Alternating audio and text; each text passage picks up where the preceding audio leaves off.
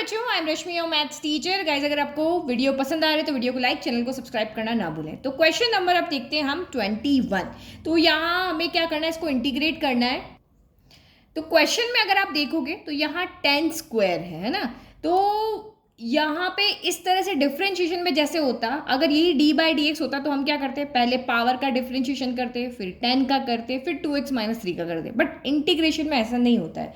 Integration में जिसका जहाँ फॉर्मूला है आपको वही लगाना पड़ता है। 10 स्क्वायर का फॉर्मूला है तो लगाओ, नहीं है तो 10 को किसी और ट्रिग्नोमेट्रिक रेशियो में आपको चेंज करना पड़ता है। तो क्योंकि हमारे पास 10 स्क्वायर का कोई फॉर्मूला ही नहीं है, हमारे पास जो फॉर्मूला है 10 के, तो देखो हमारे पास ये वाला फॉर्मूला 10 का जो मैंने आपको 7.2 के इंट्रोडक्शन बताया था कि log modulus of sec x plus C minus log modulus of cos x plus C. But यहाँ पे 10 है हमारे पास, तो 10 स्क्वायर है। अब और यहाँ पे जो हमने 7.1 में फॉर्मूला पढ़ा था उसमें देखो कॉस एक्स स्क्वायर था, सेक स्क्वायर था, लेकिन कहीं पर भी 10 स्क्वायर तो नहीं है, नहीं है ना। ये 6 के 6 फॉर्मूले में आपको दिखा रही हूँ।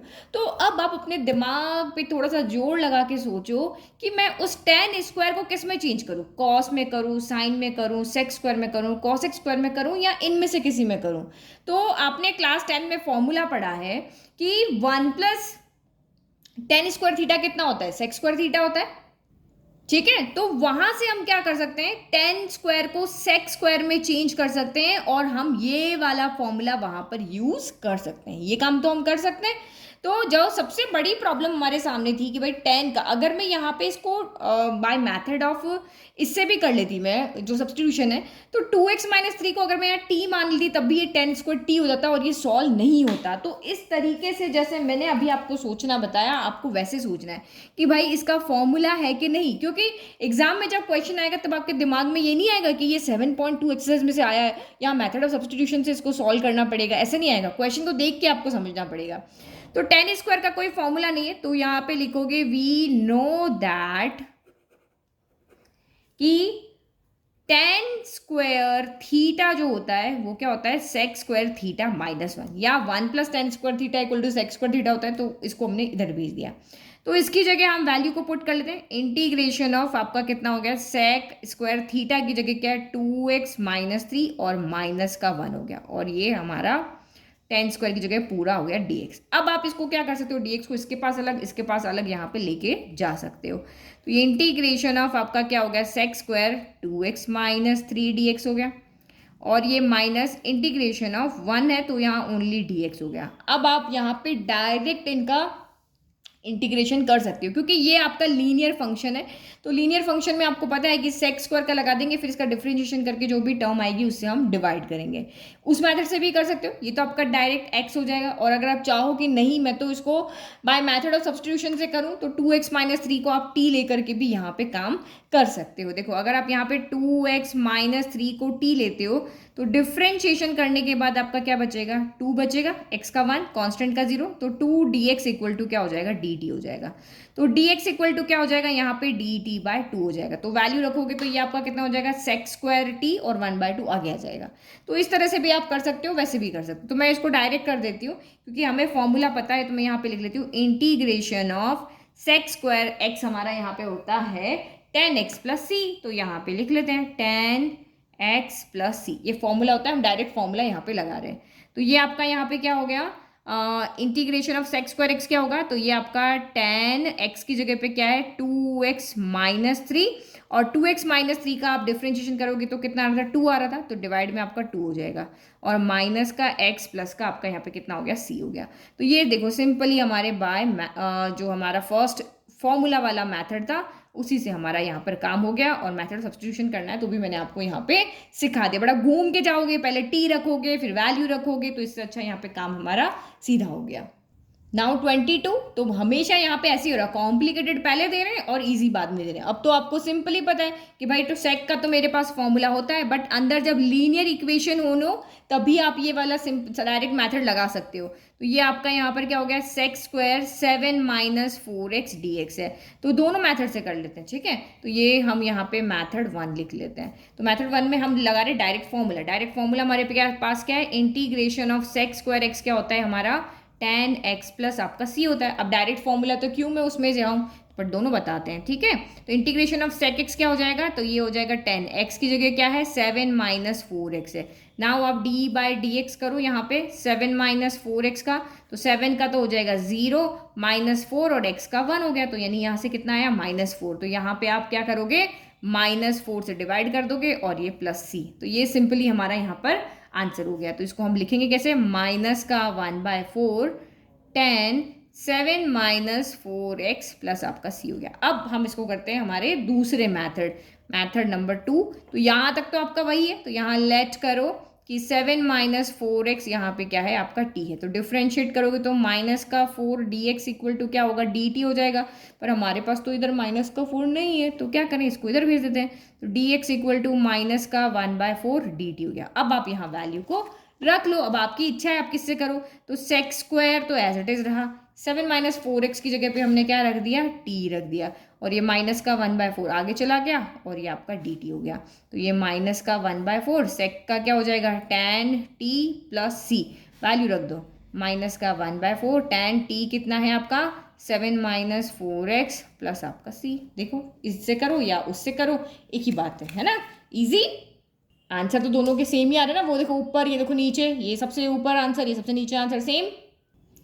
23 अब देखो इनवर्स वाले आ गए, ठीक है, ये इजी क्वेश्चन है। इसके बाद थोड़े और फिर से इंपॉर्टेंट वाले, इंपॉर्टेंट मतलब ध्यान रखने वाले क्वेश्चन आएंगे। तो यहाँ पे तो आपको पता ही है कि जहाँ पे भी इनवर्स दिख रहा है उसको आप टी मान लो, u अपॉन वी है, हम नहीं कर सकते तो टी मान लेते हैं। Let sine inverse x equal to T, क्योंकि हमारे पास integration of sine inverse x तो है ही नहीं भाई, आपने अभी जो सारे फॉर्मूले दिखाए थे 7.1 में भाई, इनको इंटीग्रेट करने पे साइन इनवर्स x आता है, but integration of sine inverse x और ये तो कहीं पे भी नहीं है ना।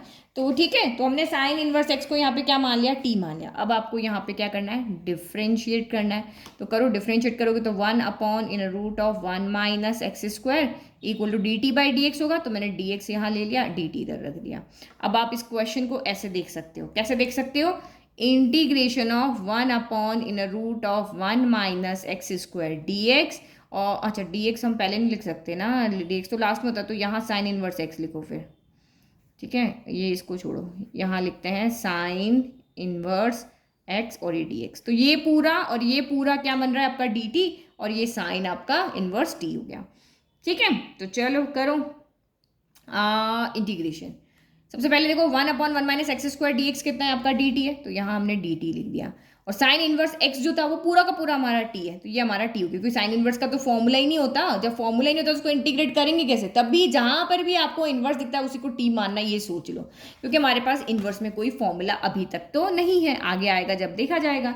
तो टी का क्या हो जाएगा, टी स्क्वायर बाय 2 प्लस आपका सी हो गया, टी की जगह वैल्यू रख दो।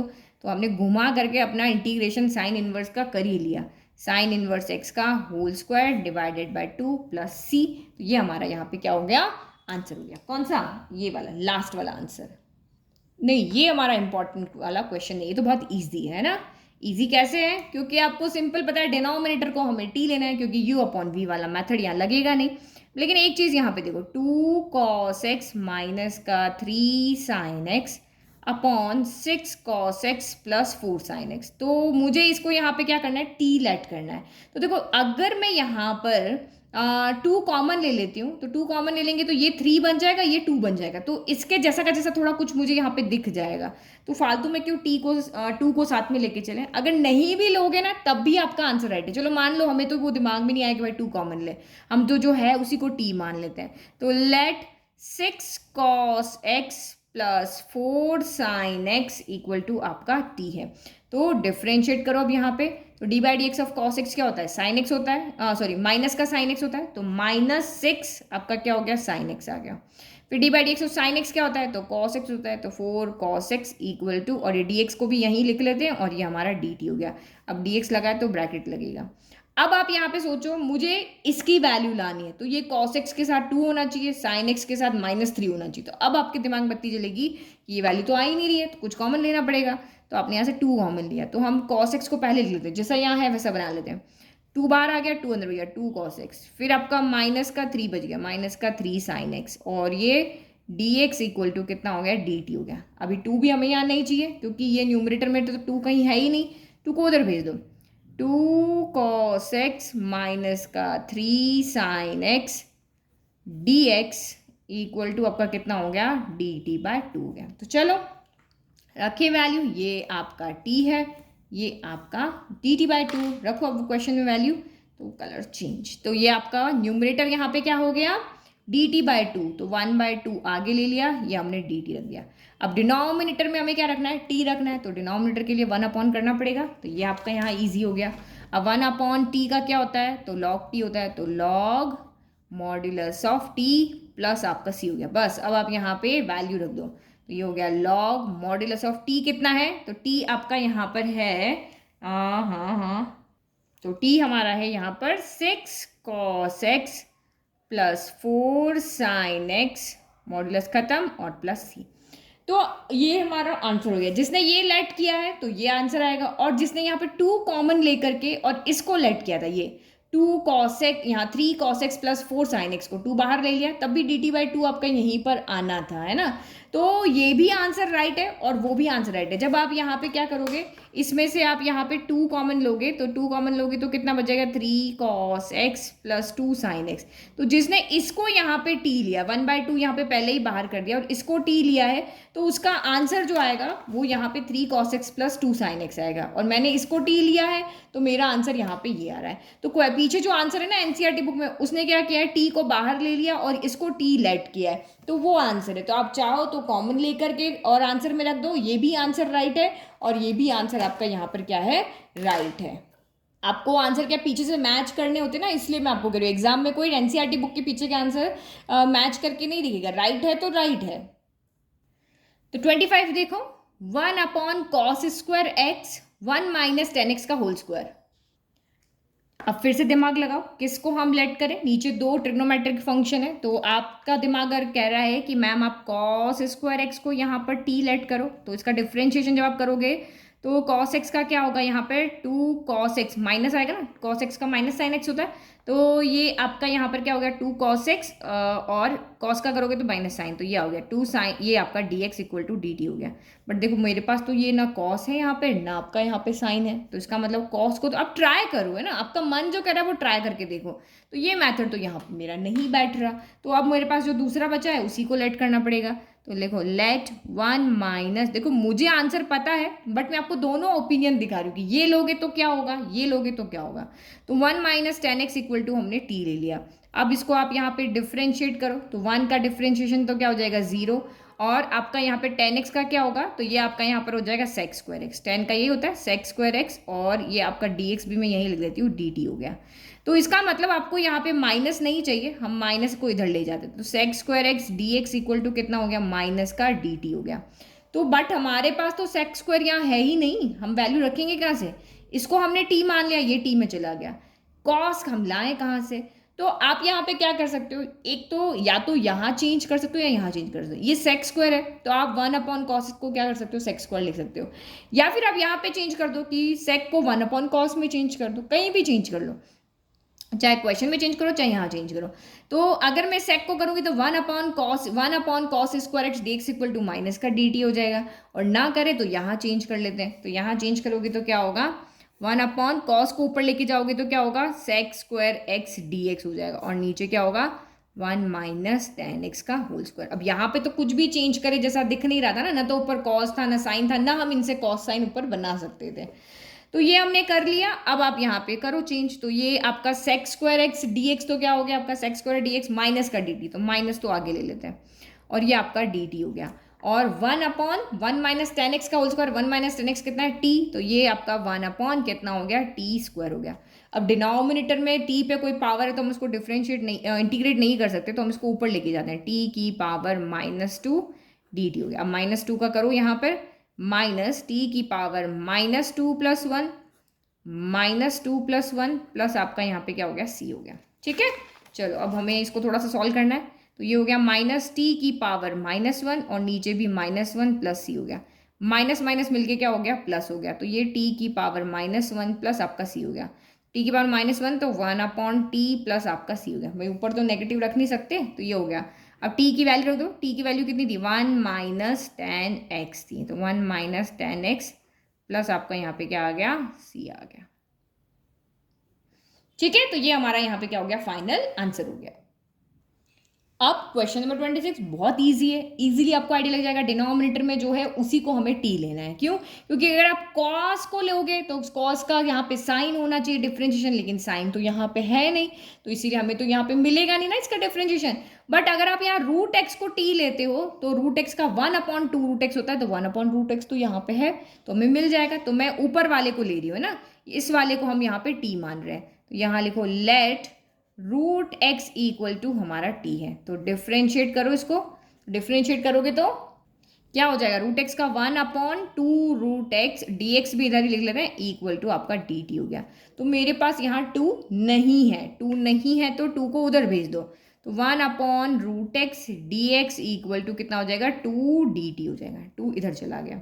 ठीक है, तो चलो हमारा काम हो गया, हमें टी भी मिल गया, हमें डी टी की वैल्यू भी मिल गई। तो सबसे पहले इंटीग्रेशन कॉस रूट एक्स, तो रूट एक्स की वैल्यू कितनी है, टी, तो ये आपका यहाँ पर क्या हो गया, कॉस टी हो गया। इसको थोड़ा सा क्वेश्चन को ऐसे लिख दो, है ना, आप यहाँ पे कॉस रूट एक्स लिख लिया इंटू 1/√x dx लिख लिया। तो इसकी वैल्यू हमारे पास है कितनी, 2 dt, तो 2 आगे कर देते हैं और ये आपका यहाँ पे क्या हो गया, dt हो गया। नाउ इंटीग्रेट करो, cos t का क्या होता है, तो cos t का इंटीग्रेशन होता है आपका sin t, तो 2 sin t प्लस आपका c हो गया, और c कांस्टेंट है, इसके साथ ना कोई मल्टीप्लाई होता है ना डिवाइड होता है। अब t की वैल्यू रख दो, 2 sin t की जगह में रख दिया रूट एक्स प्लस आपका c हो गया। ये हो गया फाइनल आंसर। इजी, बहुत इजी। नेक्स्ट क्वेश्चन 27, तो root sine 2x cos 2x dx आपको इसको इंटीग्रेट करना है। दो प्रोडक्ट में है, u इंटू वी फॉर्म में है। अब आप सोचोगे किसको लेट करें, तो हमेशा मैंने कहा है कि जो यहाँ कॉम्प्लिकेट कर रही है क्वेश्चन को उसको आपको लेट करना है। तो रूट के अंदर कौन है, साइन 2x है, तो इसी को t मानो, क्योंकि अगर आपने कॉस को यहाँ पे टी लिया तो कॉस का क्या हो जाएगा, यहाँ पे साइन होगा, तो साइन होगा तो हमें साइन डी एक्स यहाँ पे वैल्यू पुट करने की डी टी की, लेकिन यहाँ साइन नहीं है, वो रूट साइन एक्स है ना, साइन डी एक्स की वैल्यू में मिलेगी बट वो रूट साइन एक्स है, तो हम इसको यहाँ पे नहीं लेट कर सकते कॉस 2x को। तो सोचो, दिमाग में थोड़ी सी स्टोरी बनाओ कि इसको लेने पर क्या होगा, इसको लेने पर क्या होगा, तो तभी आपको यहाँ पे क्या मिलेगा, आइडिया मिलेगा कि भाई क्या ले सकते हैं। तो हमें यहाँ पे क्या लेना है, जो रूट जो कॉम्प्लिकेट कर रहा है क्वेश्चन को उसको लेना है। तो root let sine 2x equal to हमारा t है। अब इसको आप यहाँ पे डिफ्रेंशिएट करो, तो साइन का कितना हो जाता है आपका D by d x, sine x क्या होता है कॉस एक्स, एक्स की जगह पे क्या है 2x। अब 2x का करोगे तो 2 आएगा जो मल्टीप्लाई में, और dx इक्वल टू क्या हो गया आपका dt हो गया। 2 को इधर भेज दो, क्योंकि हमारे पास ऊपर जहाँ वैल्यू पुट करनी है वहाँ 2 नहीं है, तो ये dx इक्वल टू कितना हो गया, dt बाय आपका 2 हो गया। नाउ करो सॉल्व, इंटीग्रेशन ऑफ रूट आपका ये t हो गया, और cos 2x dx equal D t by 2, तो 1/2 आपका यहाँ पे dt हो गया। अब इसकी तो आपको ये पावर ही तो है, एक्चुअल में ये क्या है, t की पावर 1/2 dt है, तो t की पावर 1/2 सॉल्व करो, तो t की पावर 1/2 प्लस 1, और ये आपका 1/2 प्लस 1 प्लस आपका यहाँ पे कितना हो गया, c हो गया। अब इसको सॉल्व कर लेते हो, ये आपका 1/2 t की पावर 1/2 प्लस 1 3/2, और यहाँ पर भी आपका 3/2 प्लस c हो गया। इसको सॉल्व कर लेते हैं, 1/2 इंटू 3/2 कितना हो जाएगा, 2/3, t की पावर 3/2 उल्टा हो जाता है, तो ये आपका 2 से 2 क्या हो गया, यहाँ पर कैंसिल हो गया, कैंसिल हो गया, तो कितना बचा आपका 1/3 t की पावर 3/2 प्लस c हो गया। अब t की जगह वैल्यू रख दो, तो ये हो गया 1/3, t की जगह हमने क्या लेट किया था, साइन 2x लेट किया था, ये रहा ना, तो ये बस रख दो, ये आपका यहाँ पर हो गया साइन 2x की पावर 3/2 प्लस आपका ये कितना हो गया c। इजी। तो सोचो, यहाँ 3 फंक्शन है, 4 फंक्शन है, सोचो किसको हम ले सकते हैं, किसको नहीं ले सकते हैं, आपके दिमाग में वो आंसर क्लियर होना चाहिए। Now question number 28, cos x upon in root of 1 plus sine x, तो सोचो आप किसको लेट करोगे, ऑब्वियसली हम 1 प्लस साइन एक्स को लेट करेंगे, क्योंकि ये रूट के अंदर है, तो हमारा cos x dx यहाँ पे क्या हो जाएगा, dt हो जाएगा। तो लिखो let 1 plus sine x equal to t, तो डिफ्रेंशिएट करो इसको, 1 का तो हो गया 0, साइन का यहाँ पे क्या हो जाएगा, cos x equal to d t by d x हो गया।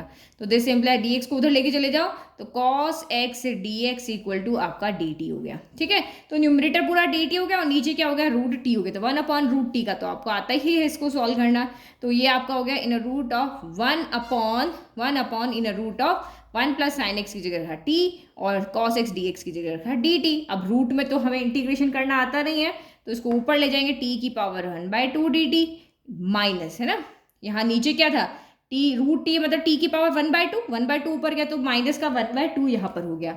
चलो अब इसको करो तो ये आपका क्या होगा, -1/2 + 1, -1/2 + 1 + c हो गया। तो सॉल्व कर लो, एक में से आधा जाता है तो आधा ही बचता है ना, तो ऊपर आधा ही बचा, सेम नीचे भी आधा ही बचा, लेकिन मैंने इसको उल्टा कर दिया। यहाँ पे क्या बचा, 1/2 + c बचा। तो इसको जो आप करोगे 2/1, तो ये 2/1, नीचे 1 का कोई मतलब नहीं है, 2t की पावर 1/2 + c हो गया। t की पावर 1/2 यानी 2√t + आपका c हो गया।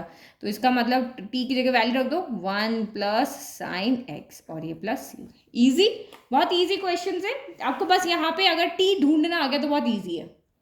नाउ 29, तो cot x log sine x किसको सोच चुके? अगर आपके दिमाग में आ रहा है कि भाई मैं कॉट एक्स को सोचूं, तो कॉट एक्स को आप सोच करके देखो, लेकिन लॉग के साथ ये है ना, तो ऑब्वियस है कि इसको अगर आप यहाँ पे टी लोगे तो लॉग का क्या होता है, लॉग का 1/x होता है, तो 1/sin x हो गया। फिर sin x का करोगे तो कितना हो जाएगा, cos x हो जाएगा, तो cos/sin dx इक्वल टू क्या हो जाएगा, dt। तो cos/sin क्या होता है, cot x dx equal to आपका dt आ रहा है। तो ये आपका cot x और यहाँ पे dx है, cot x dx equal to dt, और ये आपका यहाँ पे क्या हो जाएगा, ये पूरा हमने t लिया है, हमने log sin x को तो t लिया है, तो इससे हमारा ईजी हो रहा है। इस तरह से आप पहले अपने आप से दिमाग में सोचो, बात करो कि क्या यहाँ पर होगा। तो हम यहाँ पे लिख रहे हैं let log sin x equal to हमारा क्या है, t, यहाँ पे t है। तो अब आप इसको क्या करोगे, डिफ्रेंशिएट करोगे, डिफ्रेंशिएट करोगे तो log sin x 1/x, log का क्या होता है 1/x, और d/x ऑफ sin x, तो ये हो गया यहाँ पर आपका cos x, और इधर dt/dx आएगा तो dx मैंने इधर ले लिया, ठीक है। cos/sin क्या होता है, तो cot x dx equal to आपका यहाँ पे क्या हो गया, dt हो गया। तो दोनों वैल्यू अब यहाँ पे रख ले, तो इंटीग्रेशन ऑफ मेरा log sin x को मैं पहले लिख लेती हूँ, cot x dx को मैं बाद में ले लेती हूँ। तो cot x dx की जगह तो रख दो आप यहाँ पे dt, और log sin x की जगह पे यहाँ पे रख दो t। तो t का तो आपको इजीली आता है, t की स्क्वायर बाय 2, क्योंकि t की और 1 है, 1 + 1, नीचे भी 1 + 1, और ये आपका यहाँ पे क्या हो गया, +c हो गया, है ना। तो t स्क्वायर है तो t की जगह वापस वैल्यू रख दो, कितनी थी, log sin x whole square by 2 plus आपका c। इजी। चलो 30 क्वेश्चन इजी। डिनोमिनेटर को लेट करेंगे, क्योंकि डिनोमिनेटर के साथ +1 है, वो यहाँ पे प्रॉब्लम क्रिएट करेगा, तो यहाँ पे ले लो लेट। अगर आपके दिमाग में है कि मैं sin x को t लूँ, तो sin x को लोगे तो cos x dx equal to dt आएगा, बट cos x dx तो ऊपर है ही नहीं, तो ये आपका let sin x equal to t। तो आप let 1 + cos x equal to t, तो आप इसको क्या करोगे, डिफ्रेंशिएट करोगे।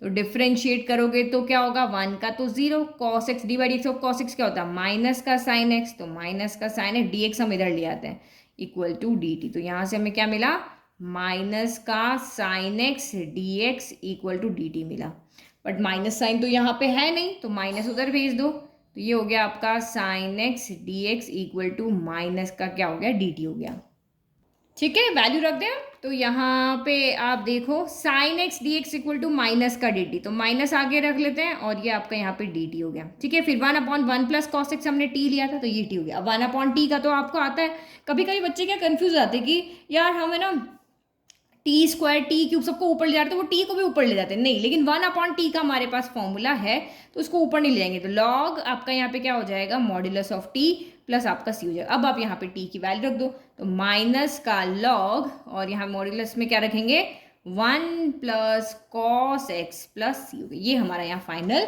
आंसर हो गया। अब ये क्वेश्चन भी उसी के सिमिलर है, वहाँ ओनली 1 + cos x था, और यहाँ पे 1 + cos x का क्या है, होल स्क्वायर है। देखो मैं दिखाती हूँ, ये रहा, देखो दोनों क्वेश्चन सेम ही है ना, बस नीचे यहाँ स्क्वायर है, वहाँ नहीं है। तो अब आप आधा मेथड तो आपको पता ही है भाई किसको लेना है। डिनोमिनेटर को हम यहाँ पे लेट करते हैं, तो 1 + cos x को हमने यहाँ पर क्या लिया, t लिया, तो माइनस का sin x dx equal to आपका क्या हो गया, dt हो गया। डिफ्रेंशिएट किया ना, और यहाँ पे लिखना जरूर है ना, डिफ्रेंशिएटिंग क्या कर रहे हैं वो मेंशन करना जरूरी है। तो फिर हमारे पास माइनस यहाँ पे नहीं है, तो माइनस को आप इधर भेज दो, तो माइनस का dt हो गया। नाउ अब यहाँ पे वैल्यू को पुट करते, तो integration of sine x upon 1 plus cos x का होल स्क्वायर डी एक्स। तो साइन एक्स डी एक्स के लिए तो माइनस का डी टी, माइनस का आगे ले लिया और डी टी रख दिया। फिर ये 1 अपॉन यहाँ पे क्या हो जाएगा टी का स्क्वायर, क्योंकि 1 प्लस कॉस एक्स को हमने टी लिया। अब देखो यहाँ पे टी स्क्वायर है ना, देख इसीलिए वहाँ 1 अपॉन टी था, तो सेम ये यहाँ लॉग में नहीं होगा, इसको हमें ऊपर ले जाना पड़ेगा। इंटीग्रेशन ऑफ टी की पावर -2 डी टी है ना, तो ये डी टी। तो अब इसको कैसे सॉल्व करेंगे, माइनस टी की पावर -2 + 1, फिर ये आपका -2 + 1 प्लस आपका यहाँ सी हो गया। तो इसको थोड़ा सा सॉल्व कर लेते हैं पहले। तो ये क्या हो जाएगा आपका, माइनस तो बाहर है, ये टी की पावर -1 और नीचे भी -1 प्लस आपका सी, माइनस माइनस कट गया, एक ऊपर एक नीचे है तो कट गया। तो ये आपका टी की पावर -1 प्लस सी बचा। अब -1 को ऊपर नहीं रखते, तो 1 अपॉन टी प्लस सी बचा। तो टी की जगह वैल्यू रख दो, तो ये क्या हो गया, 1 अपॉन 1 प्लस कॉस एक्स और प्लस आपका सी, ये हमारा यहाँ फाइनल आंसर हो गया। ठीक है, इजी। 31 का भी सेम वैसे ही हमारा आंसर हो गया। अब 32 से थोड़े क्वेश्चन चेंज होंगे, जो कि इंपॉर्टेंट वाले, यानी थोड़ा सा कुछ याद रखने वाले, वो हम नेक्स्ट वीडियो में सॉल्व करेंगे। Thank you.